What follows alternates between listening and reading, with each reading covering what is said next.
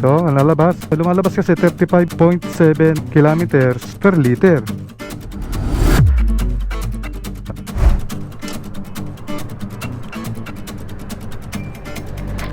Hello family, good morning po sa inyo lahat.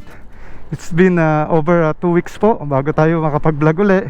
So na-miss ko po mag motor. Today is Friday, April 19 po, 7:36 in the morning. So matagal-tagal na rin po kasi nasa atin tong ating X-Max, pero hindi pa natin talaga nakukuha yung fuel consumption nito. So panahon na para alamin natin ang totoong fuel consumption. Pero bago po yan, magpagasolina po muna tayo.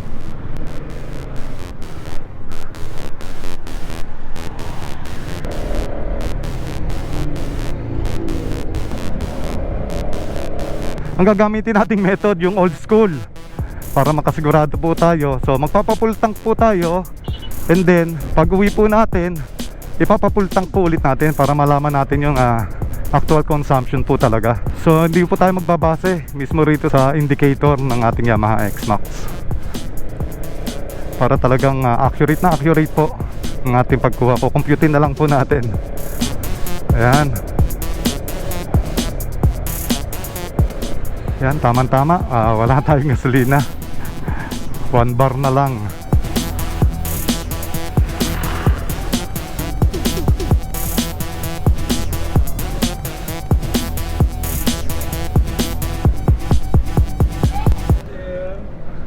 Boss, morning. Full tank ako, 91 octane. So matagal-tagal tayo para bago tayo makapagpagasolina. So kaya medyo mataas. Punta tayo sa settings, reset natin yung ating tinakbo. So information reset, tapos sa trip mileage reset. Yan, yan yung ating trip 1 natin. I-reset natin to para mag 00. Yun, 00 na. Ayun, punong-puno na naman. Thank you, boss. Punong-puno na naman tayo. So, yun na nga. Papanahon na talaga para kuhanin natin ating fuel consumption. Siguro pupunta tayo sa medyo malamig-lamig na lugar.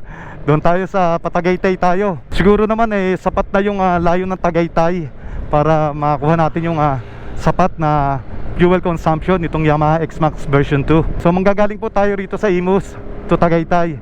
So medyo mainit-init ang panahon ngayon. So tamang-tama po Tagaytay, malamigyan naman tayo ng konti. Kaya wag kayo magkakalas, sama kayo.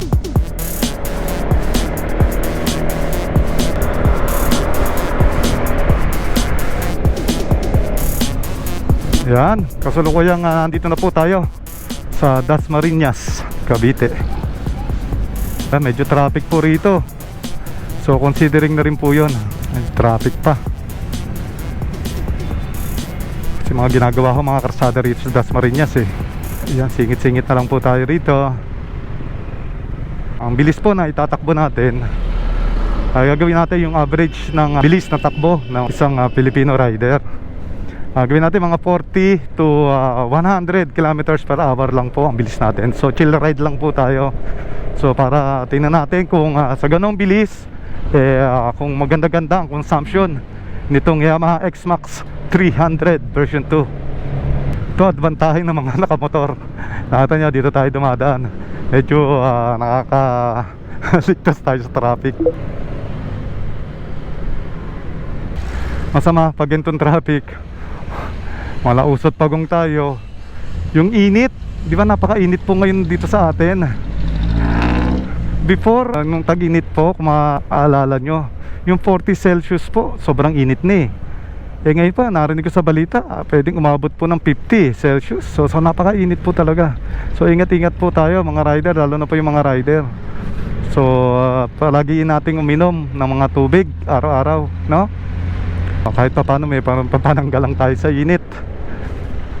Siyempre, kailangan lagi magsuot ng mga jacket, protective gear. Kasi iba yung pag nga hindi ako naka-jacket, sobrang init talaga ang paso ng araw ngayon. Iba, mapakahapdi. Ito nga nakapantalong ka, talaga lagpas Puti itong jacket natin, maganda-ganda. at hindi siya nalagpas ng init. At the same time, yung hangin pasok po kaya malamig. Yan, medyo maganda-ganda daan. Gumanda na, lumag-luwag. So makakatakbo tayo. So yan, katulad na tinatakbo po natin, nasa 70 lang po tayo. Yan. Maganda sana kung ganito, no? Yung dire-diretso takbo, para medyo mas menos sa gasolina. Yan, kasalukuyang nasa silang na po tayo. Lamig-lamig na po ang hangin dito.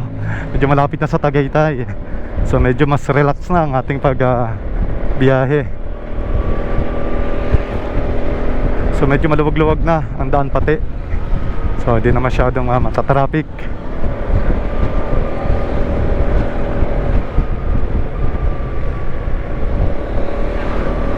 Yan, kasalukuyang hindi po tayo maabot ng 100 kilometers per hour yung takbo natin. Ang mga natakbo ko lang po kanina is mga 80, 90. Maganda-ganda po yung takbo na yon para sa ating fuel consumption. Yan, chill-chill lang tayo para maka-minus-minus. Kasi 300cc na rin po ito. So medyo meron pong kalakasan na. Although fuel injected po ito, FI, medyo menos-menos na po sa gasolina.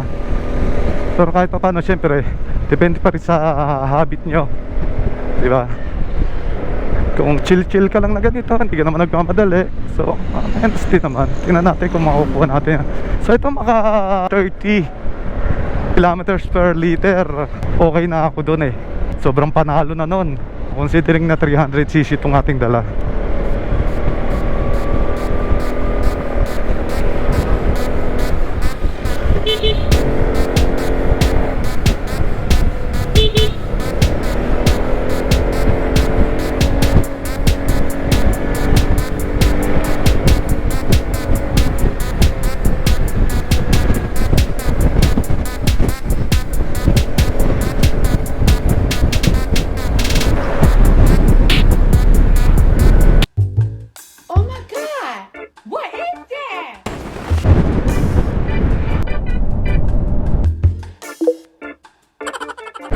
Nakita nyo yan?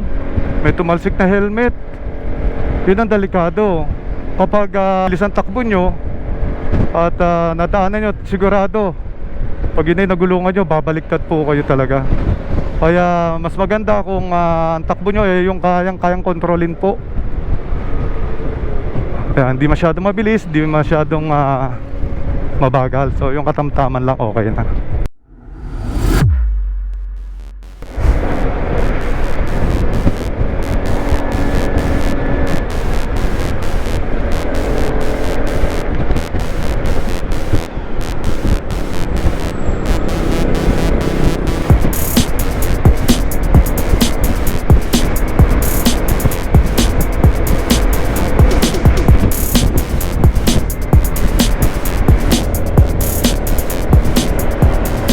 Ayan na po, kasalukuyang nandito na po tayo sa famous Rotonda ng Tagaytay.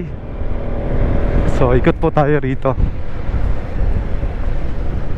So dito po sa Tagaytay, medyo maganda-ganda yung weather. Medyo malamig-lamig po. Yan, pero hindi na rin po ganun kalamig. Time check, 9:08 po. So kung considering medyo maaga-aga pa, pero medyo okay naman yung lamig niya. Pero mamaya ho mga tanghali, sigurado mainit na rin po rito. Pero mga gantong oras, maganda pa po. Yan, lamig. Mapasok sa ating jacket.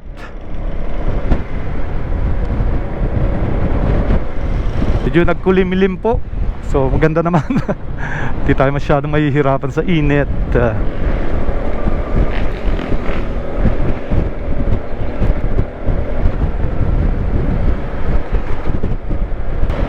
Tagal-tagal din bago tayo nakapag-ride.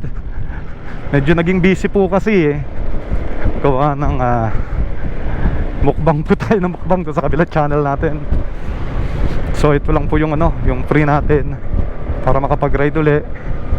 At naisipan ko nang kuhanin na yung fuel consumption nitong ating Yamaha X-Max. Sana magandang resulta. Sa mga may unit po ng Yamaha X-Max version 2, comment down below naman kung gaano ka tipid o kalakas ang fuel consumption nyo, para ma-compare ko naman kung okay ba itong consumption ko ng fuel dito. So dito, tambay muna tayo ng konti rito. Bili tayong tubig. Bibili tayong tubig.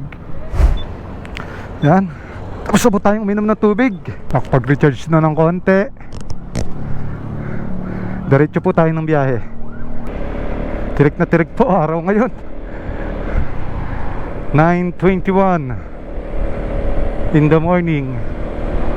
Medyo mainit na rin po sa Tagaytay ngayon. Grabe talaga yung init ngayon, no? Pwede ka ng araw magprito ng itlog sa karsada. Ayan, nagkulimlim na naman ho. Medyo lumamig-lamig.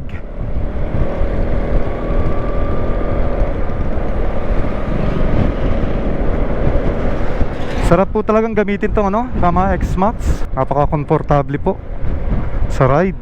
Talagang hindi po kayo magsisisi pag ito po nakuha nyo. Kung hindi naman po kayo masyadong nag-expressway, probinsya, okay na po ito. Sa long ride talagang hindi po kayo mapapagod dito. Sobrang lapad po kasi ng bangko nito. Talagang komportable. Sarap gamitin. Matulin po kayo magpatakbo. Bibigay po ng X-Max kung ano po yung gusto nyong takbo. Kasi ang max speed po nito, na-research ko po, nasa 140 to 150 kilometers per hour. Alam mo, minsan gusto ko may mga kasama naman sa ride. Kung mapapansin nyo sa lahat ng vlog natin, wala tayong kasama sa ride na nakakasabay. Sarap siguro kung mga 5 man lang kayo, no? Nagra-ride. Ganda ng daan dito, guys, oh. Dahil puno. Papuntang Picnet Grove. Ano po ito? Tagaytay Calamba Road.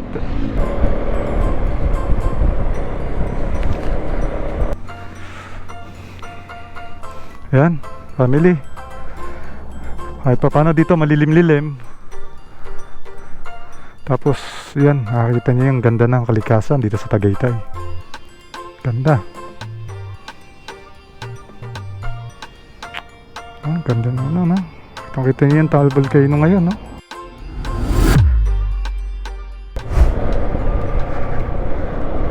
Yan, family, kung medyo sa lugar niyo medyo mainit-init, tambay lang po kayo rito sa Tagaytay. At medyo marirefresh po kayo. Malamig-lamig pa po. Pauwi na rin po tayo. So doon na lang po tayo kita-kita sa Imus. Nandito na po tayo uli sa Imus. At papagasolina na po tayo doon sa ating pinagasolinahan kanina. Same spot, doon po tayo magpapagasolina. Ito na po ang the moment of truth. Ito talaga ang mas accurate na fuel consumption ng Yamaha X-Max 300. Tulit po tayo sa Shell. Tapos same spot, doon tayo. Yun.